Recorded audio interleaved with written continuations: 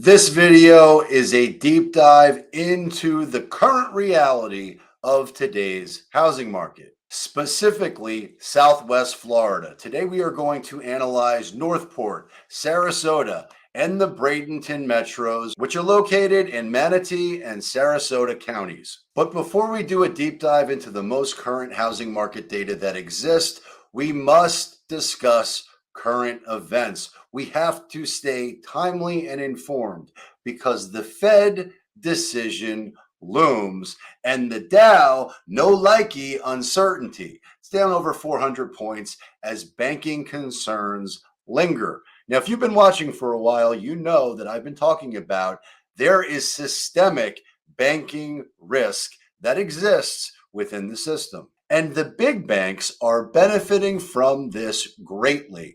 And the big banks might as well just be an extension of the big government because in reality, they are. And if you watched my most recent video that came out today, you heard my prediction. You've heard my thesis that I believe the Fed is actually going to decrease interest rates. I suspect with the most recent housing data that exists, they can build the case that housing has caught up with inflation in some ways.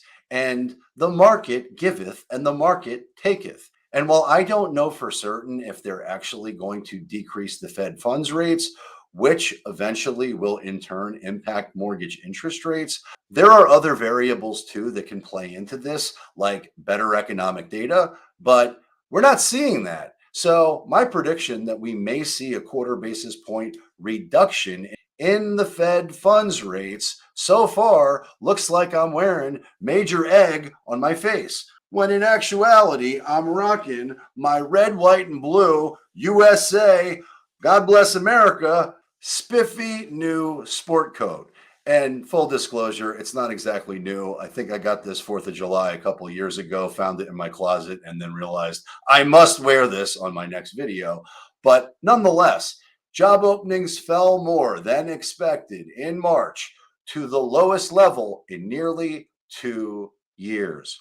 I wonder if there's been anybody out there talking about the fact that layoffs are coming. And if you missed the video, don't worry, I'll link it into this one so you can check it out. But Big Poppa Powell has told us damn well what he intends to do. And despite the fact that I made a pretty bullish prediction in terms of where Fed funds rates may go in the near term, which, to be clear, is yet to be determined, the market thus far is betting against it. The market so far is pricing in that I'm dead wrong. And if I am, I'll be the first to admit it. But as of right now, the economic data that is out today, no bueno as it relates to what the Fed is likely going to do. Because Big Poppa Powell likey more unemployment. No bueno if you were thinking about the scary Sundays or half-day Mondays or whatever the terminology is. Nonetheless, job vacancies totaled 9.59 million for the month, down from 9.97 million in February, and below the FactSet estimate of 9.64 million. Layoffs and discharges jumped by 248,000, taking the rate as a share of the workforce up to 1.2% from 1%. And I suspect when that number is closer to 5%, you are going to see a mass exodus from sellers looking to cash in on the equity that they currently have, or at least think they do, in their homes. Because most Florida homeowners are sitting on a metric shit ton of equity. However, when the local and certainly the national unemployment rates are closer to 5%, there's going to be a lot of folks rushing for the exit door to cash in on that money that they're banking on in order to survive the recession. And in case you haven't figured it out yet, the recession that we're entering into, that they're finally admitting, in fact, just recently, for the first time, Big Poppa Powell actually acknowledged that we are going to experience a painful recession. And if he's admitting to a painful recession, I got news for you. He's sugarcoating it. And if you do not believe that politicians lie, well, I'm going to provide evidence that proves that they do, especially the Fed chairman. Nonetheless, orders for manufactured goods increased 0.9% in March, which was less than the 1.3% estimate. No bueno, US economy, and no bueno for anybody out there. The consumer is starting to feel the pain. The consumer is starting to feel the uncertainty. And just today, I had the opportunity to speak to someone just like you who reached out to me who's thinking about buying a home in the Naples market. And so we had an incredible conversation talking about what the best and worst case scenarios are and getting to know a little bit about their timelines, their needs, their financial status, essentially a quick and fast onboarding consultation so I know where they're at in order to determine whether buying a home is right for them. And there are many folks who buying a home right now is not right for.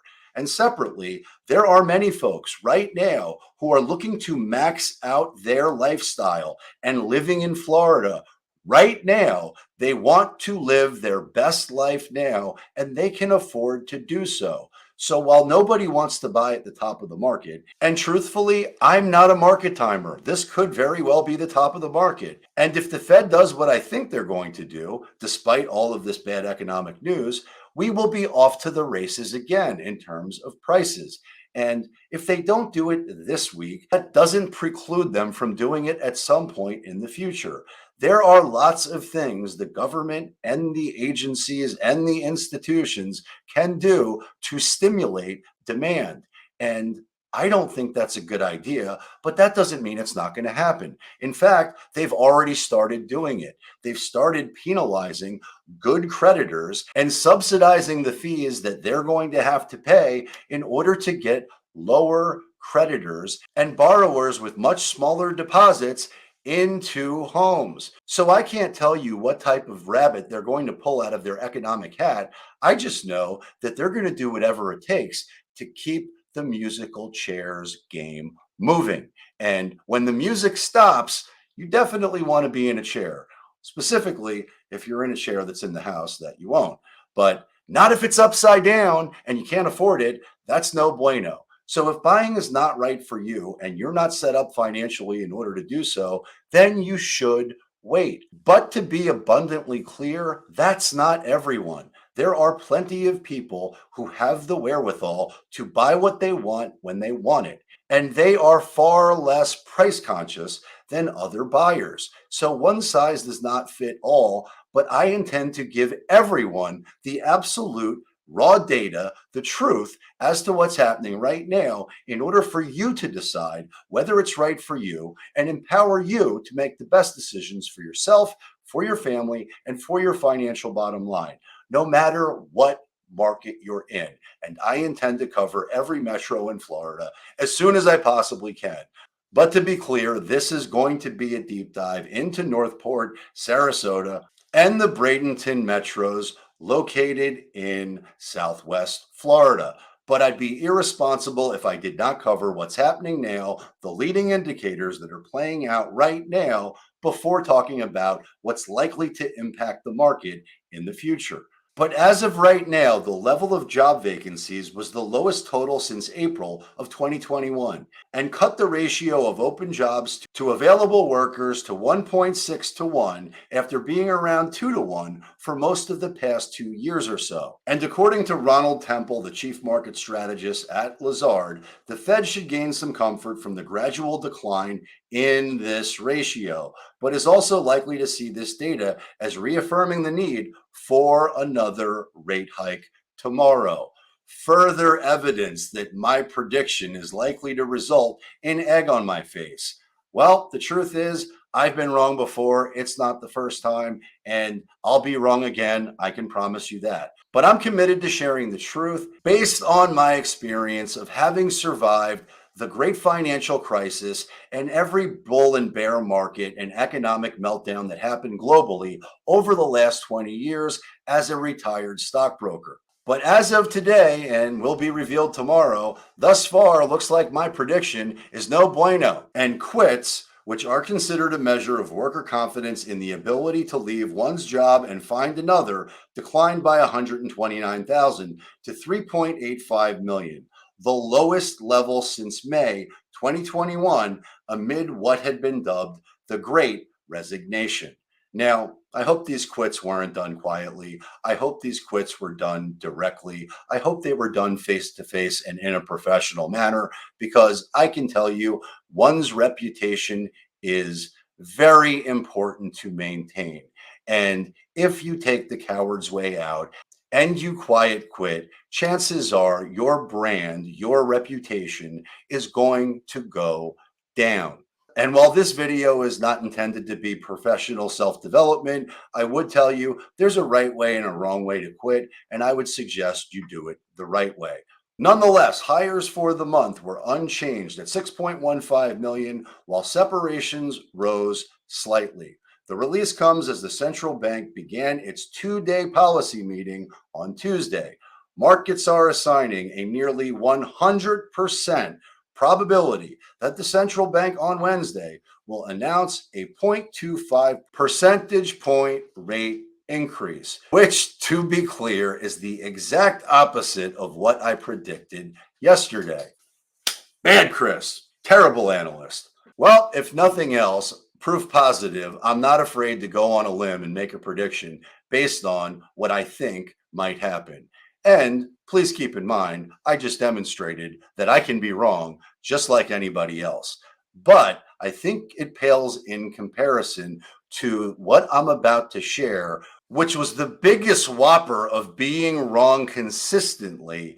And when I'm wrong, maybe a few thousand people see it and I take ownership of it immediately. But when the Fed chairman is dead wrong for years straight and never takes accountability, it should give you great pause and prove instructive to not believe everything you hear from the politicians or policymakers, because they have a vested interest in not freaking out the consumer, freaking out the economy, freaking out their constituency. They don't want to freak out anybody. They want to keep the status quo moving. They want to do whatever they can to continue to stimulate the economy by any means necessary. They're just disguising it in different methods than they've done in the past. Let's rewind the clock and go back to July 2005 and see what Big Ben had to say. The information and the data that I'm about to share about Southwest Florida is far too hot for me to continue to wear that pro-America jacket. I had to let the puppies breathe, but nonetheless, we're going back in time. We're going back to July 2005. We're going to Big Ben, and you might remember Big Ben as the guy who got it wrong every single time. And this will demonstrate that much better than I ever could. But remember July 2005. The great financial crisis had not started yet, unless it did. But let's hear what Ben has to say. Ben, there's been a lot of talk about a housing bubble, particularly from the Fed, from all sorts of different places. Can you give us your guess whether or not there is a housing bubble out there? Well, unquestionably, housing prices are up quite a bit. I think it's important to note that fundamentals are also very strong. We've got a growing economy, jobs, incomes. We've got very low mortgage rates. We've got demographics supporting housing growth. We've got restricted supply in some places. So it's certainly understandable that prices would go up some. I don't know whether prices are exactly where they should be, but I think it's fair to say that much of what's happened is supported by the strength of the economy. Supported by the strength of the economy. Who is it recently that's been touting the strength of the economy? I wonder if his name rhymes with Grow Flyden. Yeah, he's talking about the great numbers that exist up until he can't.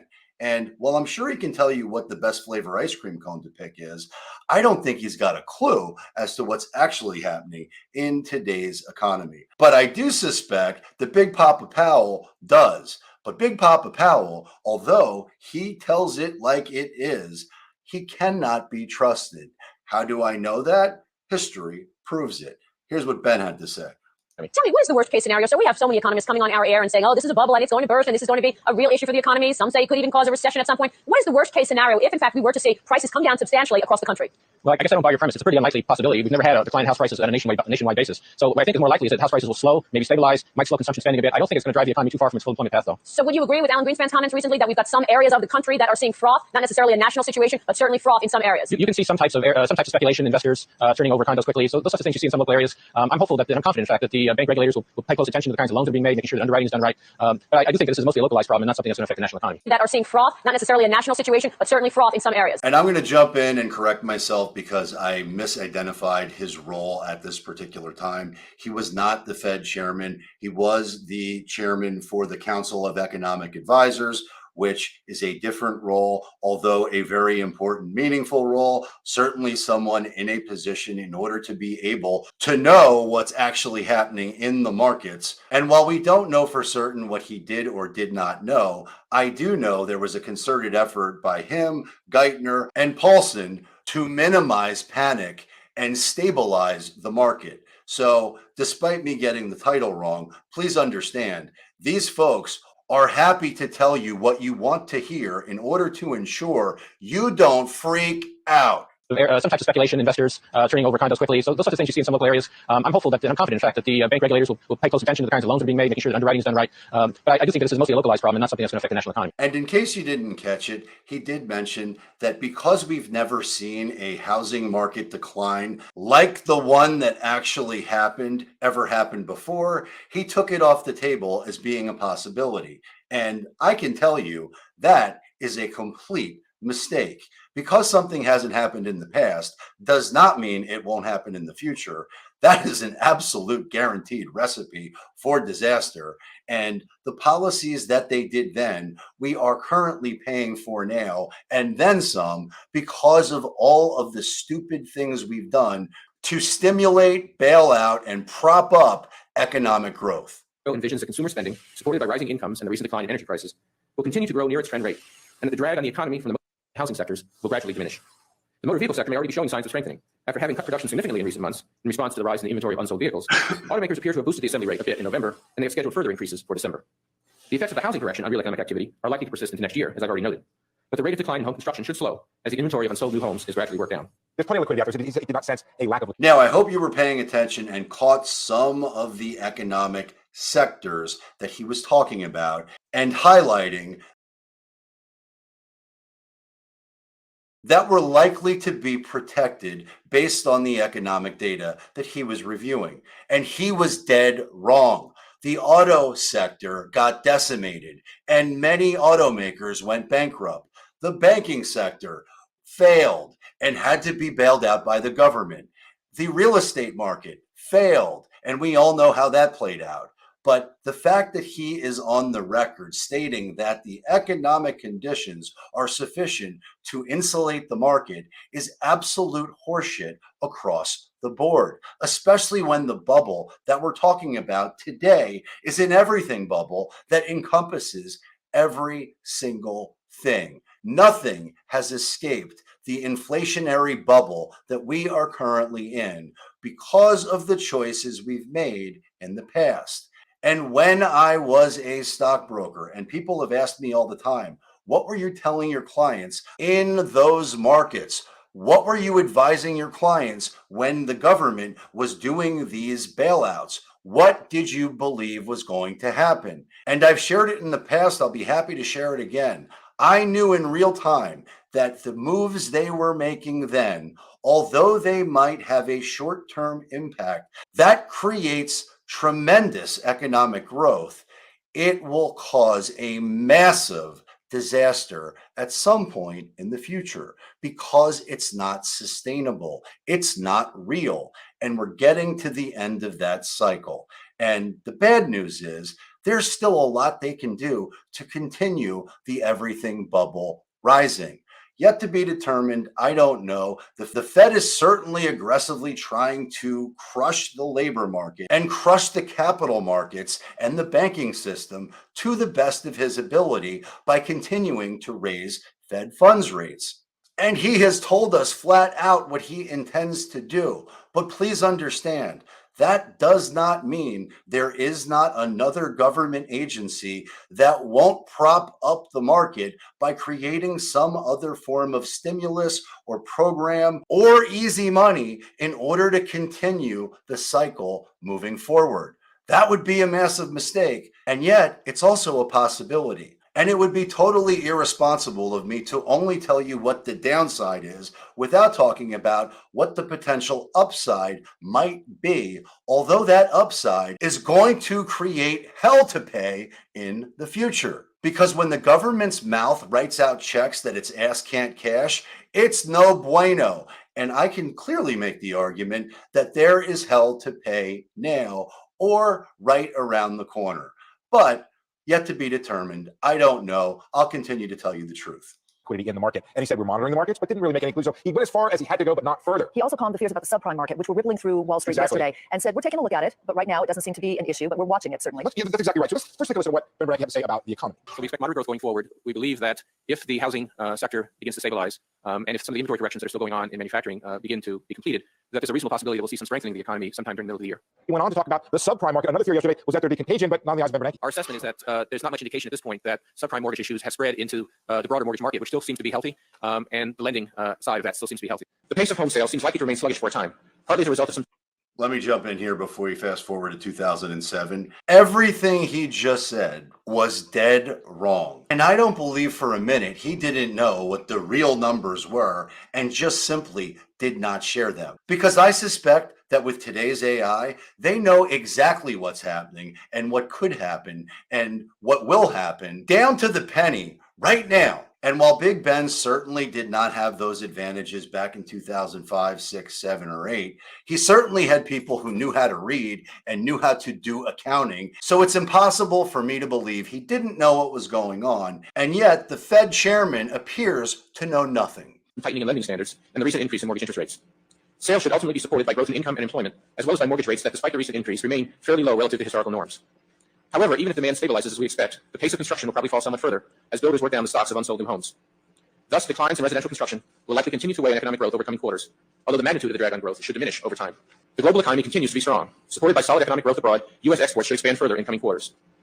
Overall, the U.S. economy appears likely to expand at a moderate pace over the second half of 2007, with growth then strengthening a bit in 2008 to a rate close to the economy's underlying trend. Just so we're all on the same page here, every single economic piece of data that he pointed to prop up his position of economic growth or stability was dead wrong. And every sector that he talked about got decimated and wiped or bailed out. So I don't put a whole lot of faith in anything that any of these folks say, but the numbers don't lie. But you can bet your sweet bippy that politicians and Fed chairmen do, which is a long way of getting to the global financial economic picture is no bueno. And as bad as the United States economy is, it is the best leper in the leper colony. There's no good economy out there that is a better option. And there certainly isn't a currency that's stronger than the US dollar. And I've certainly heard the argument about the dollar losing its reserve currency status. And while I certainly understand the argument, I also think it's a nothing burger because the yuan is pegged to the US dollar. And if it's unpegged, bye-bye yuan, adios amigo, or I should really just say sayonara. Which takes us to the data you want to know about, the data that you must understand if you're thinking about buying or selling in the Northport, Sarasota, Bradenton Metro, Manatee, and Sarasota County. We're talking about Southwest Florida. The blue area indicated on the map is the markets and the metro that we're talking about, which is on the complete opposite side of the state of the market that I'm located in. But have no fear, I am connected with top professionals that absolutely know how to advocate and negotiate for you the right way in every metro within the state of Florida. And if you'd ever like to be connected, please reach out because we will connect you to someone we know, like, and trust that can absolutely advocate and negotiate in your best interest the right way, no matter what the market conditions are. But as of March 2023, closed sales are down 0.1%. And to be totally transparent with you, I'm a little bit surprised that closed sales are only down 0.1%. That's almost an uptick. And I don't want to confuse the issue. It is a downtick. It is down 0.1%. But that's a big improvement in terms of closed sales compared to most of the markets that I've covered so far. Cash sales are down 13.4%. Median sales price is up 1.9% from 500 to 509 and change. The average sales price on the uptick, half a percentage point. Not quite single digit growth, but certainly better than a sharp stick in the eye. It jumped from 680 and change to 683 and change. Let's just round it up to 684. Average sales price is on the uptick. Dollar volume on the uptick. And we haven't seen dollar volume uptick in many markets yet. So this is a trend we must be aware of if we're shopping in the Northport, Sarasota, Bradenton metro. Percent of original list price received is down 4.6% from 100 to 295.4. Median time to contract, big jump, up 560%. Woo! That's half of 1,000. That's an enormous jump, right? Well, yes, but not really, because 5 days to 33 days is a return to normal. Median time to sale on the uptick, 88% from 42 days to 79, and new pending sales are up 2.2%. Inventory is moving in this market. New listings on the downtick, down 2.8%, and confirmed in almost every market that I've covered so far in the most recent data that has been published. New listings are in short supply in almost every metro. And this is not as significant a downtick as some of the markets that I've covered, but it is a downtick nonetheless, which is why it's critical that we review the historical perspective so you understand what this actually means. But nonetheless, short supply. There were 1,942 new homes listed in March of 2022, and that's dropped to 1,887 in March of 2023. Less new listings coming on the market. And I suspect it's because sellers do not want to trade out of the favorable interest rates that they're in at 2, 3, 4%. Nobody likey, 7, 8, 9, 10, 20%. No bueno. Nobody wants to increase their monthly mortgage interest payment if they don't have to. And I covered in my last video, there are certainly ways to negotiate a lower mortgage interest rate if you're working with a professional who knows how to do that, which is why it's critical you work with someone who understands the market in order to advocate and negotiate for you the right way, which of course I'm happy to help with. So please reach out if you need help with anything like that. Pending inventory on the uptick, 9.4%. Pending inventory are the homes that are on the market under contract as of March, but it's on the uptick almost 10%. Active listings, the inventory of homes sitting on the market, unsold, which is your competition if you're thinking about selling, and it's your choices, it's your leverage, it's your options if you're thinking about buying, is on the uptick, up 222.7% from 1,121 homes in March of last year to 3,617 in March of 2023. And to be clear, we are in April. This is lagging data, but it's instructive. But hyper-local, current actionable information is what you need if you're shopping right now. And if you need that, you know where to find me.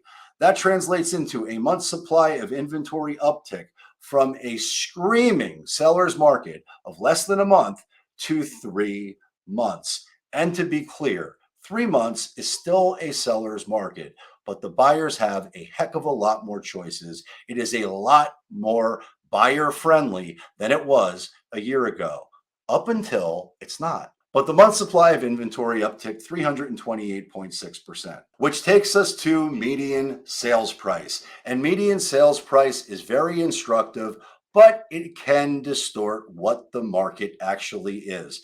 And to be clear, the hyperlocal market that you're shopping in any of these metros will definitively trade very differently than the macro picture. It will have very different intensity of demand and quantity of supply, but median sales price gives us the middle term.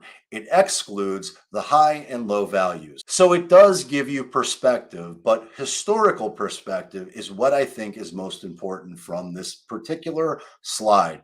Median sales price is on the uptick, almost 2%, 509,500 to be exact, which for the year is up 4.2% at 500,000.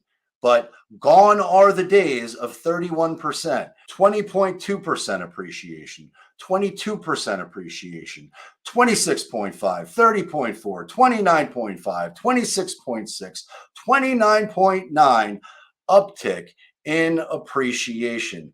Double-digit gains are off the table in the near term, up until they're not, which again, if I'm right, which I think there's a snowball shot in hell of me actually being right, with the Fed decreasing Fed funds rates, but while I might be wrong tomorrow, I will be right at some point in the future. As I've mentioned in the past, I'm not exactly a market timer, and anybody who tells you that they are is lying to you. And while I might be wrong about the timing of the decrease of Fed funds rates, when that eventually happens, and when mortgage interest rates fall, you can bet your sweet bippy there will be an uptick in demand, which will likely bring a very big uptick in terms of pricing. But as of March 2023, an uptick of 2%. Now, if we look back over the course of the past several years and get historical context pre-pandemic, I think it's very instructive to see, because although we are not at the all-time high, which was in October of 2022, where the median sales price was a touch over $544,000 for a single family home, we're not too far off the all-time high. But we are a far cry from where we were pre-pandemic, because back in 2019, you could buy a single family home with a median sales price of under $300K. 300K. There are homeowners in this market sitting on a metric shit ton of equity up until they're not. And the average sales price story confirms what we already knew from the median sales price, which is that home prices have skyrocketed from where they traded in 2019. But as of March 2023, average sales price was up a half percentage point, up to 683,872. And for the year to date, the average over the course of the past 12 months, it's up similarly 0.5%, which translates into an average sales price year to date of 668,554. But you can see there's volatility. And you can see that there was a decrease in the average sales price in February of 2023, down 1.6%. March of 2023 is the slowest appreciating growth month that we have on record for the last 12 months. That is useful information to understand, because gone are the days of 21% appreciation, 18.8% appreciation, 20.6, 19, 20, 21.3, and 18.2 average sales price appreciation. Double-digit growth is off the table in the near term in this market. And if we look at the bar graph on the bottom, you can't help but notice that although we are not at the all-time highs, which were somewhere north of 704,000, we're not too far off what the all-time highs were, which is a far cry from where we were in 2019, where you could buy a single family home under 400K in terms of average sales price. Massive equity appreciation up until it goes poof, bye-bye, when the everything bubble bursts. But as I mentioned before, I don't know what type of rabbit they're going to pull out of their economic hat. They can stimulate the market in unusual new ways and keep the party going for an extended period of time. But they can't do it forever. And if that's the case, it is no bueno for anyone, but it is a possibility in the realm of all things possible. But I pray that's not what happens. which takes us to the supply side story, which is critical to understand if you're thinking about buying or selling in Northport, Sarasota, or the Bradenton Metro. You must know what the supply side is in order to govern yourself accordingly and negotiate the best deal. You need to know where you've got leverage, and new listings is a good starting point to talk about the supply side. And what you'll notice is that in March of 2023, there was a short supply of 2.8 months.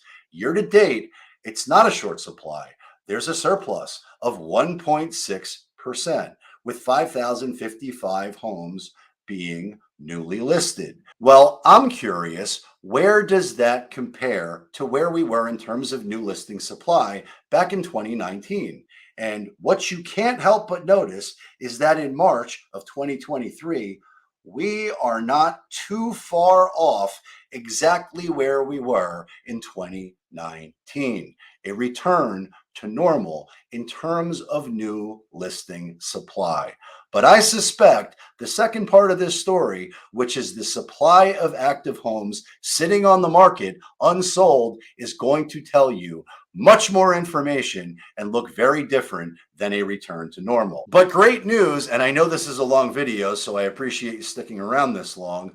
We're going to cover that next. But I do want to highlight that there has been extreme volatility in terms of new listings, and there have been short supplies, there have been surpluses.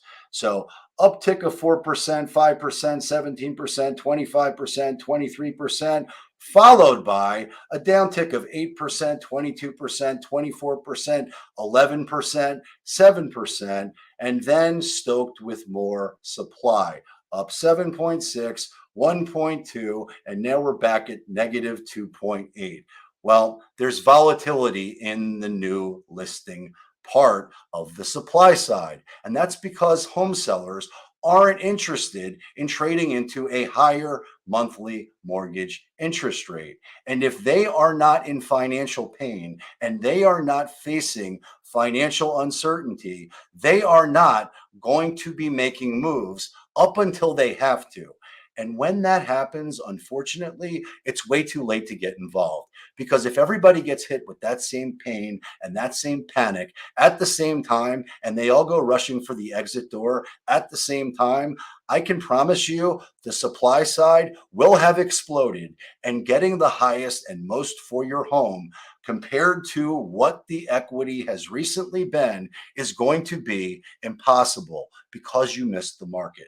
So I would ask anyone who's thinking about selling and feeling uncertainty to run their numbers and know where they are at and see if cashing out on the equity that they have in their home right now is the right thing to do, because I suspect that equity is not going to be there in the near future, because equity is not real until it's realized. But it certainly looks good on paper, and it certainly makes you feel wealthy when you see that your home is on the uptick, but it's not real until you sell. And if you sell at a loss, well, guess what? You just took it in the keister. And to be clear, I'm not trying to talk anybody into buying or selling anything, but I do know if you're counting on the equity that you think you have in your home today, you better get very honest and very granular in terms of where you're at, because that equity is on the downtick.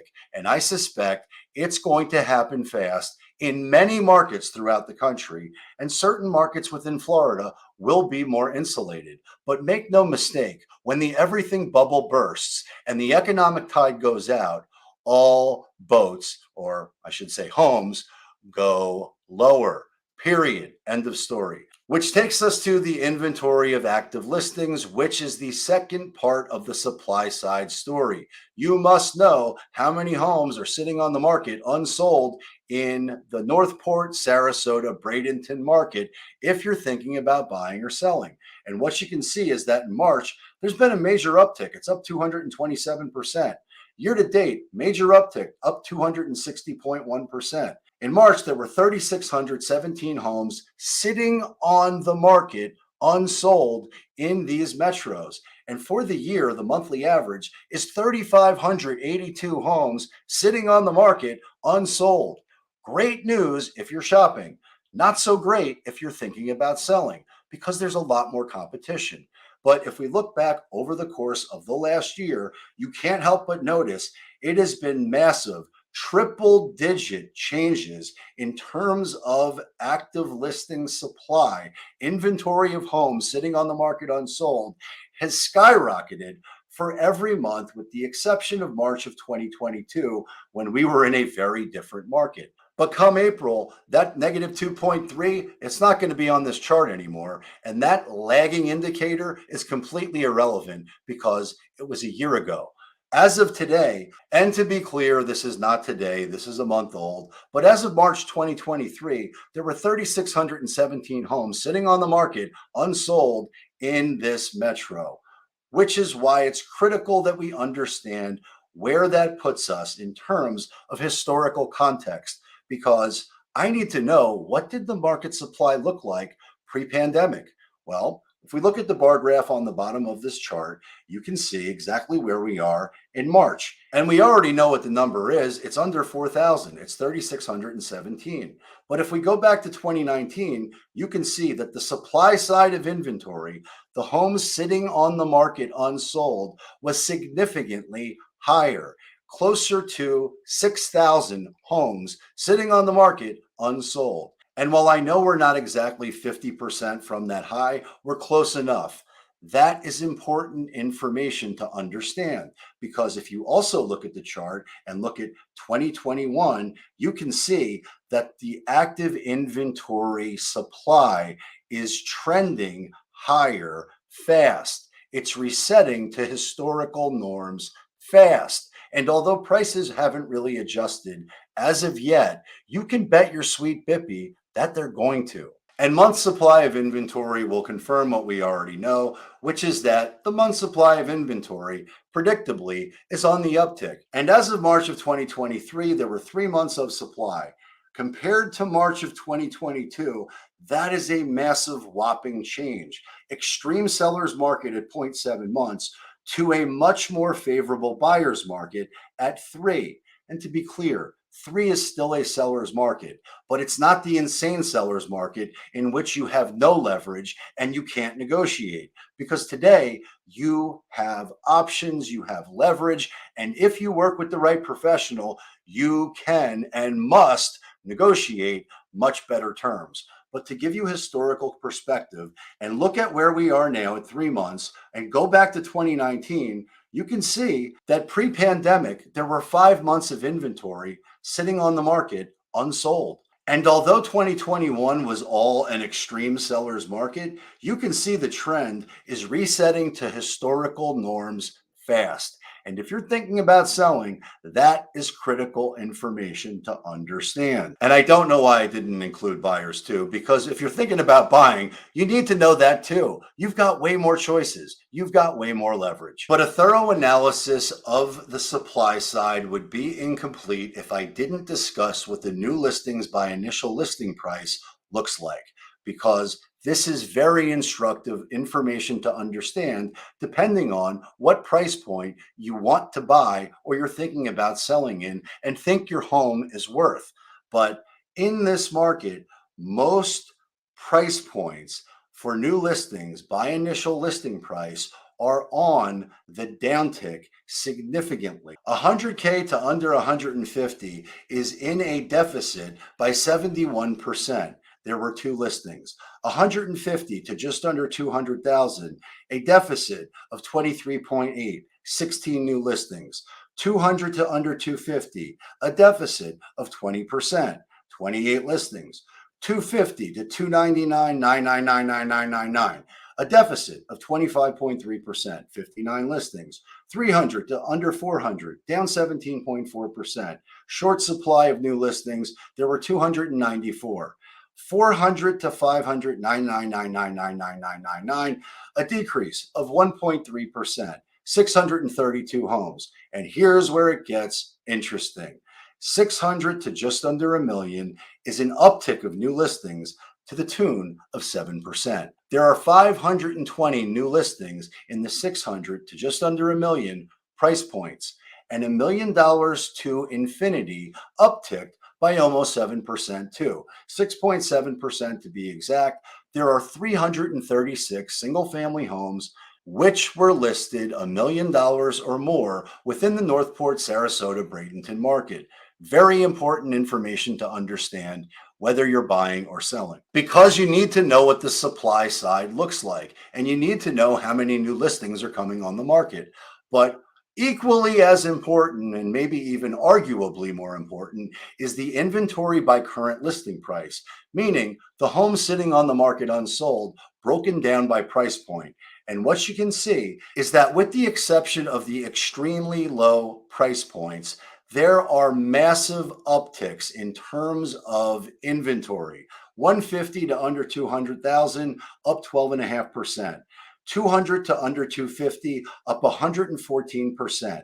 250 to under 300, up 47.4%. And to be clear, these are still relatively small amounts of inventory. There's not a lot of homes in this market that are priced in these price points.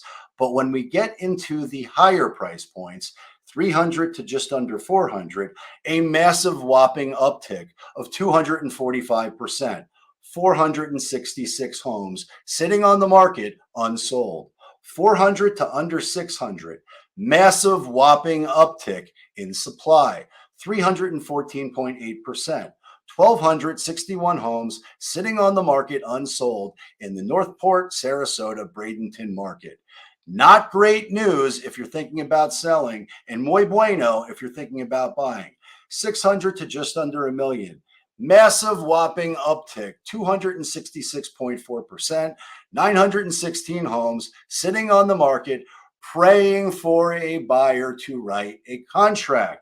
And not all prayers are answered in this market, especially if you overprice the home, which is why it's critical you work with the professional who understands how to create a market within a market, no matter what the market conditions are, in order to find the one buyer on planet Earth willing to pay more than anybody else.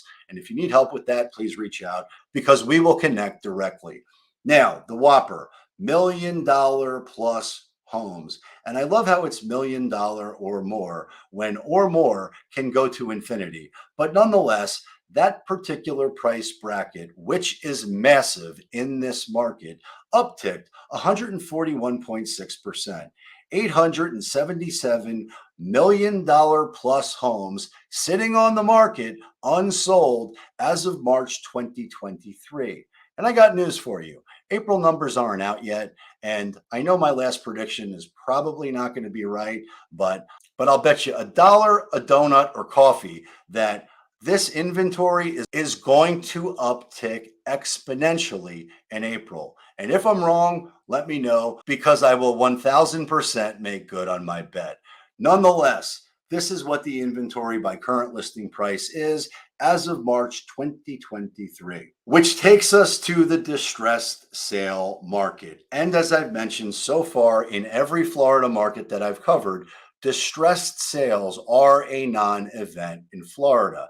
Distressed sales were the thing that unhinged the market the last time the market crashed. And while this time may be different in some ways, because homeowners have far more skin in the game from a financing perspective, but more importantly, they're sitting on a metric shit ton of equity. So it's far more likely that they're going to sell their home rather than go into a distressed sale. But make no mistake, there will be folks, as the pain of recession gets worse, and God forbid it's as bad as I think it's going to be, then there's going to be a shit ton of folks that stay in that home until they're forced out. And when that happens, which will take years, 3 to 5 in my estimation, but I could be wrong. It could be a little bit shorter. It could be a little bit longer. I've already proven that my market timing skills are no bueno, but it's destined to happen at some point, 1000% for certain. Nonetheless, as of March 2023, it's a non-event. Although foreclosures were up 100% from 3 to 6 foreclosures is not meaningful enough to have any impact on pricing. Short sales up 100% from 1 to 2. And the exact same logic applies. 2 short sales does not impact the market negatively. However, when 10% of the market is in distress, you can expect that you will see price declines in the neighborhood of 30%. How do I know that? Because that's exactly what happened on a national level the last time there was 10% of the market which was in distress. And again, that's the macro picture. The hyper-local markets trade very differently.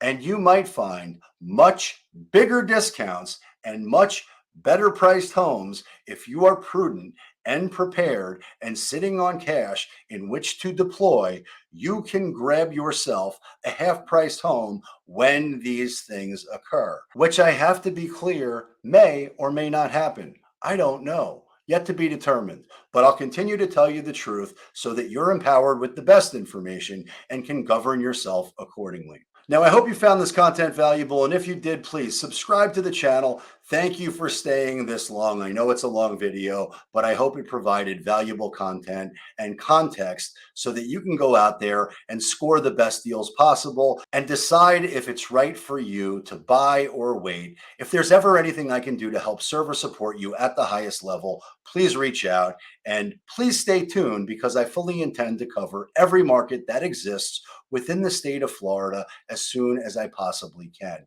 And check out my next video because I suspect you will love it a lot. And until next time, peace.